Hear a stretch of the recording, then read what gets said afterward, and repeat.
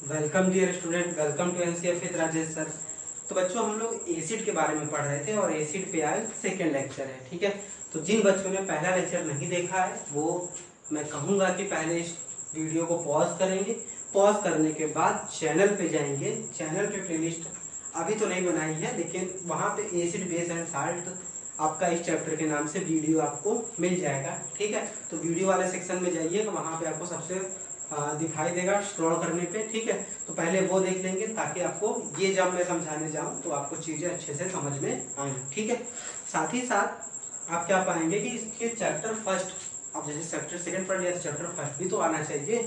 तो chapter first अगर किसी ने पढ़ लिया है कहीं और से तो भी मैं रिकमेंड करूंगा कि वो प्लेलिस्ट वाले सेक्शन में जाएगा।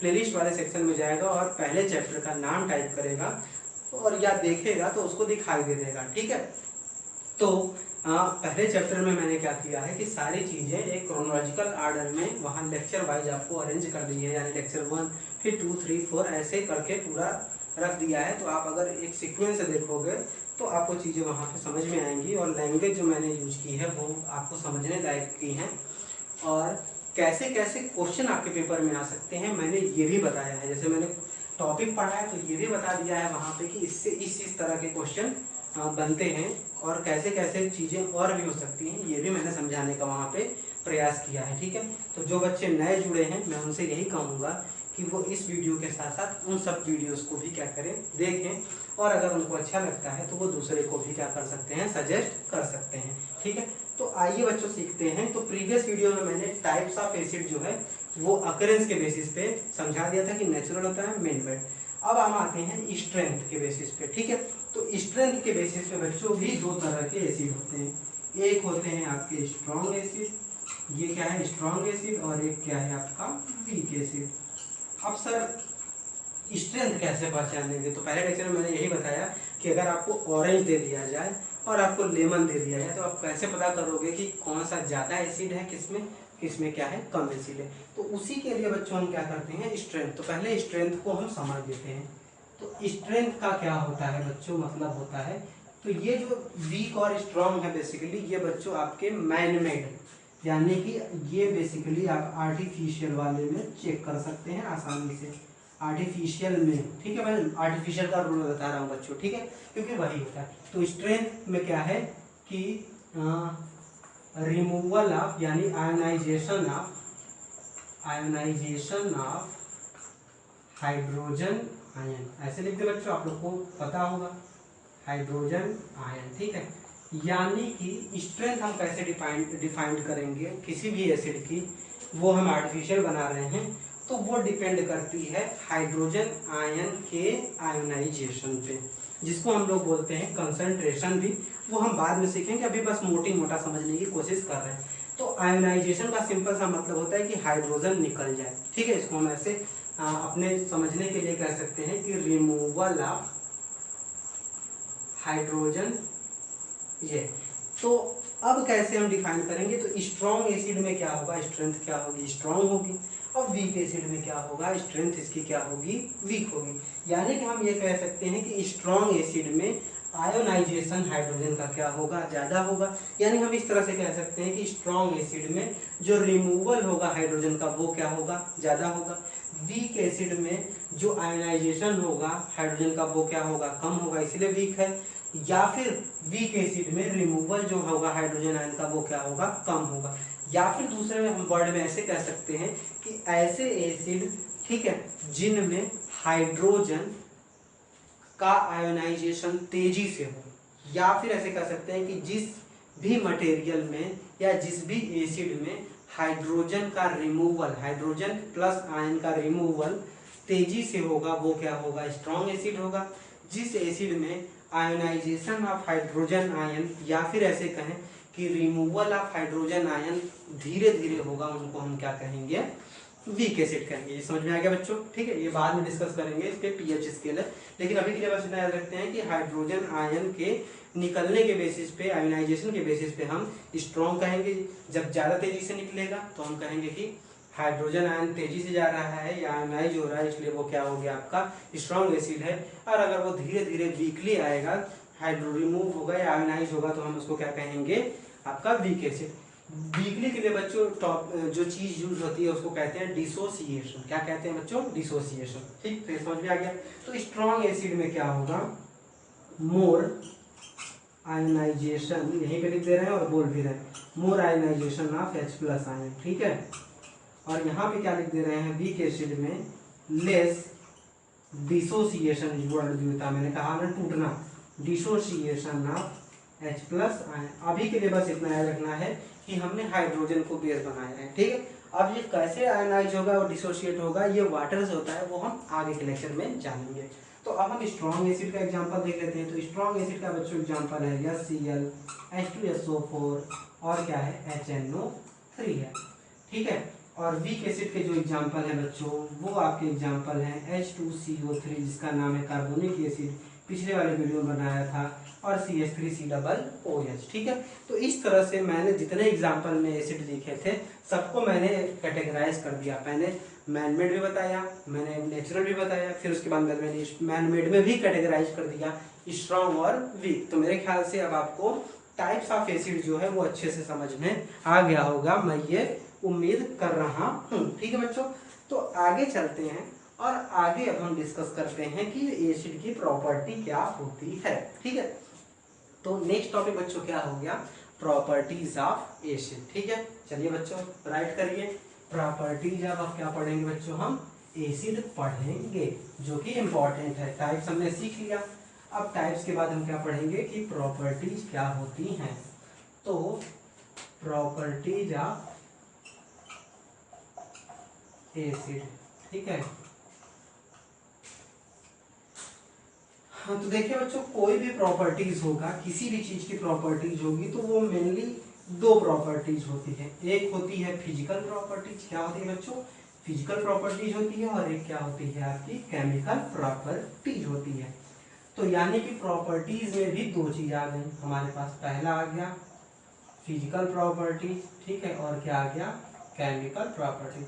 अब जब भी हम किसी चीज की प्रॉपर्टी पढ़ेंगे तो ये दोनों प्रॉपर्टी पढ़ेंगे, यानी फिजिकल भी देखेंगे और केमिकल।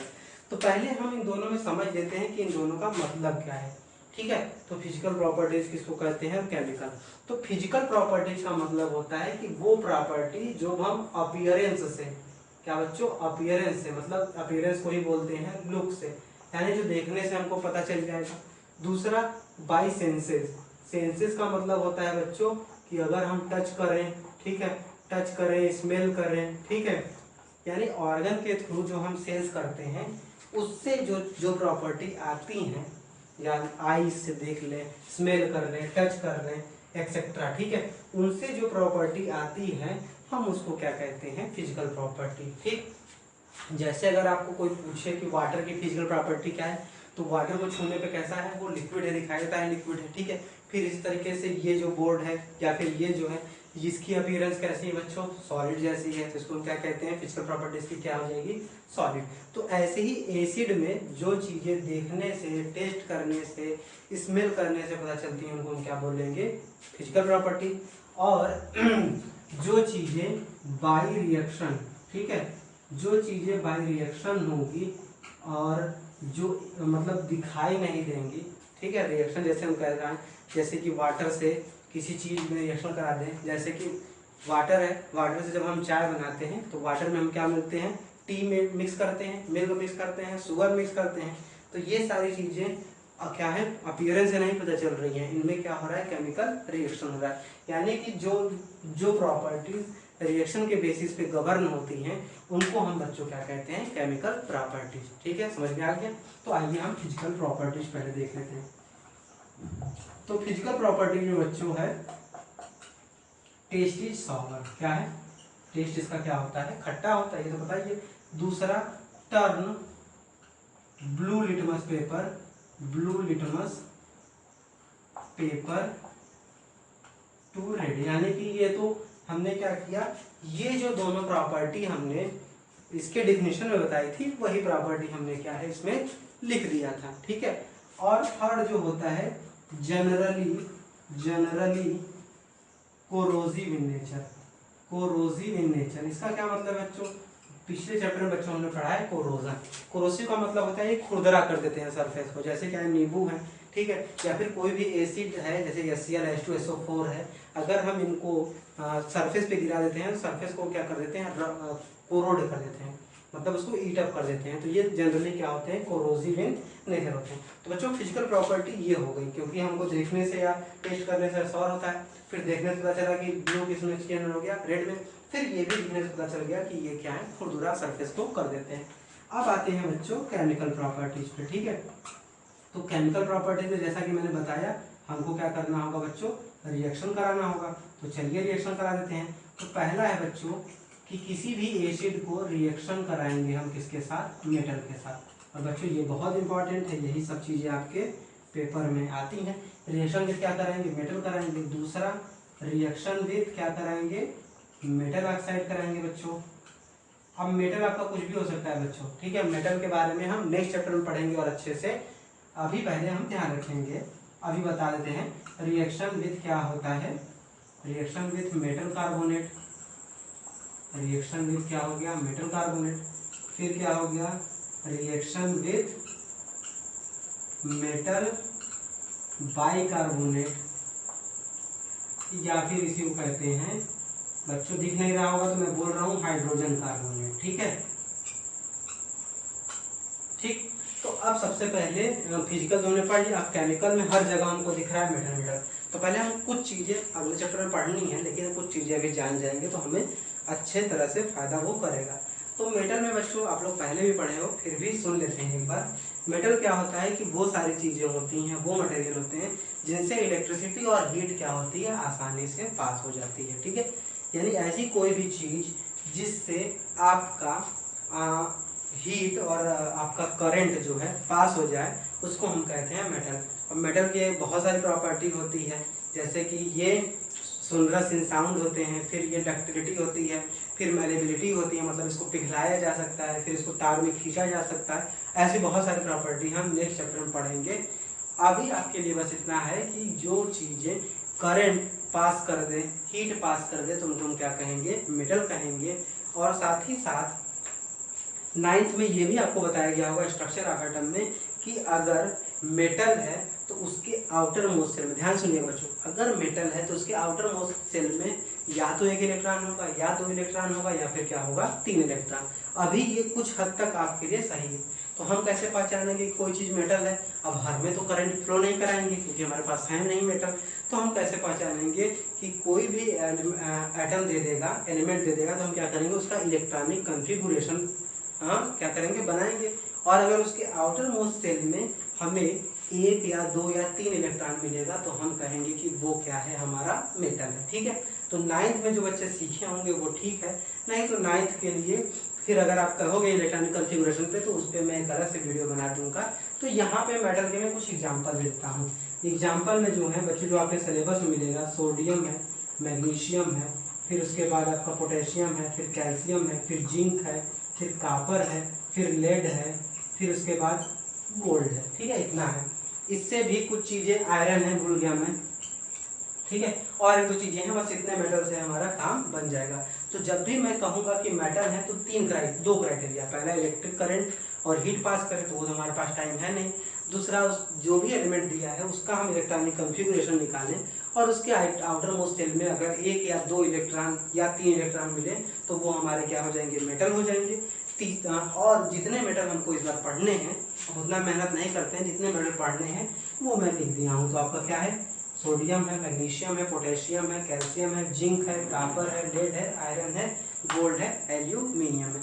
फिर जैसे जैसे चीजें आती जाएंगी वैसे वैसे हम लोग देख लेंगे, ठीक। तो इस वीडियो में बच्चों हम लोग इतना ही रखते हैं। नेक्स्ट वीडियो में हम लोग डिस्कस करेंगे इन चारों प्रॉपर्टी को बारी बारी से, और कैसे क्वेश्चन बनते हैं इस पे भी ध्यान देंगे। तो मिलते हैं नेक्स्ट वीडियो में।